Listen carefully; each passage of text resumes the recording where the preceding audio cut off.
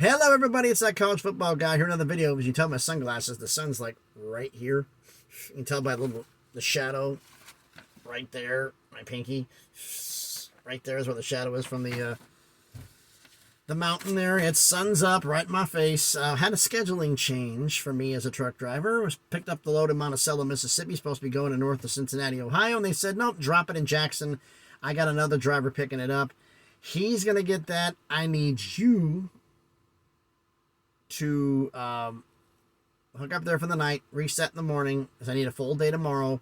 Need you to be in Memphis by 9 a.m., ready to drive, and get this to Nashville. Okay.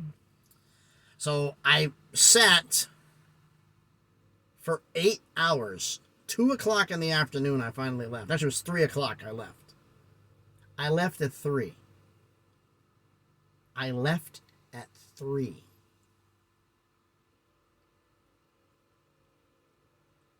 And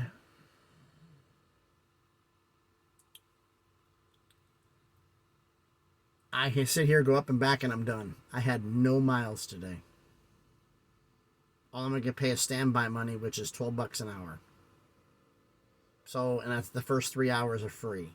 So I made basically about $75 today, which is, for truckers, trash money. But enough about me being pissed off. Let's get to what we're talking about here, and that's the scheduling preview for the Marshall Thundering Herd, who had a pretty good season last season. They went 9-4. Had a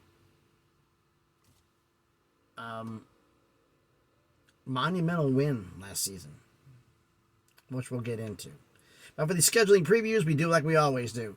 Compare the non-conference games from last season and this season. Decide which one's tougher. And then we'll do a full schedule review from last season and this season. We'll decide which one's tougher.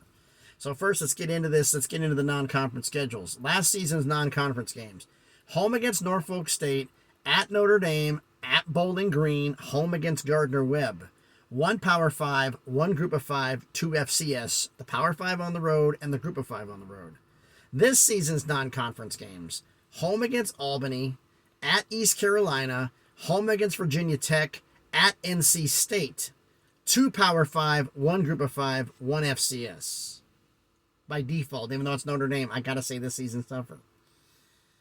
Because you basically swap out a Power 5 for an FCS school. That's not even a comparison. So I got to say this season's non-cons are tougher. As for the full schedule from last season. Started the season at home against Norfolk State, blew them out, beat them up, 155-3. Then the second game of the season, one of those biggest wins in Marshall history, at Notre Dame, on the road, and win 26-21. Humongous win for Marshall. But I think they had a little bit of a winner's hangover, which can happen, because the next game is kind of basically the trap game, as it were. At Bowling Green, they lost 34-31 in overtime. Because the game after that is at Troy. 3 consecutive road games. Troy, the class of the Sun Belt, lost 16-7. Then home against Gardner-Webb, won 28-7. Then there's the bye. So they had 5 in front of the bye, 7 after. Come out of the bye at home against Louisiana, lost 23-13. Then they at James Madison, won 26-12. Home against Coastal Carolina, lost 24-13. And then they went on a run, folks. At Old Dominion, won 12-0. Home against Appalachian State, won 28-21. At Georgia Southern, won 23-10.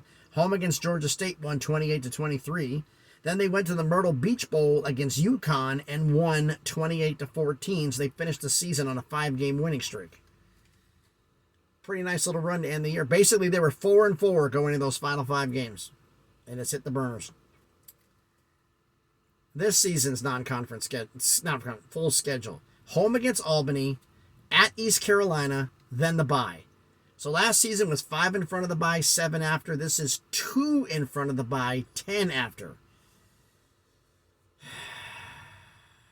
The bye wasn't properly placed, and you'll see why. Come out of the bye at home against Virginia Tech, then home against Old Dominion, then at NC State. The bye should have been after Old Dominion before NC State if they could have gotten it away with it. But at NC State, at Georgia State, home against James Madison, at Coastal Carolina, at Appalachian State, home against Georgia Southern, at South Alabama, finished the season at home against Arkansas State. So which schedule is tougher? Well, let's see. Last season, road games. Because I go by road games. At Notre Dame, at Bowling Green, at Troy, at James Madison, at Old Dominion, at Georgia Southern.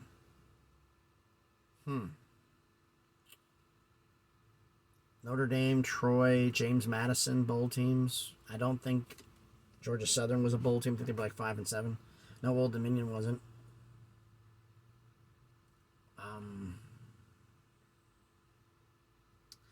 But we will see. This season's road games. At East Carolina, at NC State, at Georgia State, at Coastal Carolina, at Appalachian State, at South Alabama. South Alabama won 10 games. You just saw the review from last season. Appalachian State was good. Coastal Carolina was good. NC State is NC State. East Carolina. I got to say this year's schedule is tougher than last year's. But that's my opinion. But why don't you let me know your thoughts down in the comments as I go blind from this damn sun. So thanks everybody for watching the video. If you haven't done already, please smash the like button, hit the thumbs up. It helps with the algorithm, helps the video be seen by more people. Comment on the video. The 3 questions I asked. 1, non-conference games, last season or this season? Which one's tougher? Entire schedule, last season or this season? This one's tougher. Which one's tougher? And 3rd question, they went 9-4 last year. Do you think they got a shot at winning 9 games? They won their 9th game counting the bowl game. Do you think they got a shot at winning 9 games? Again? 8 in the regular season? Let me know your thoughts in the comments. And if you haven't already, subscribe to the channel. We just passed 450 subscribers, on the way to 500, slowly but surely on that crawl to 1,000 so we can get some things done. I'm going to make this point in this review video. I didn't do a conference realignment video about it because the Pac-12 nothing happened. Arizona has a double meeting set for tomorrow. One is official regarding legal and split in half, and the other half is public. So basically it sounds like if they agree legally they can leave the Pac-12, they may do it. Is Arizona State in lockstep? Utah's been quiet, said they've been talking to the Big 12. Oregon and Washington, we'll see about that. I don't think they're going to go to the Big 12. And more importantly, I don't think the Big 12 wants them. Because why would you want somebody who's going to be there for 5 years and then split? Why wouldn't you somebody who's already, Dan Lanning trashed the conference in a statement? What's Colorado won? What's any of them won? I wouldn't want him in. I'd piss Oregon off and say, you're not allowed in, but Oregon State, come on in. Just to piss Oregon off. But then again, I think that for me, if you had added Colorado, Utah, Arizona State, the quote-unquote 4 corner schools, and Oregon State to guarantee the Pacific time zone, you're set. But that's me.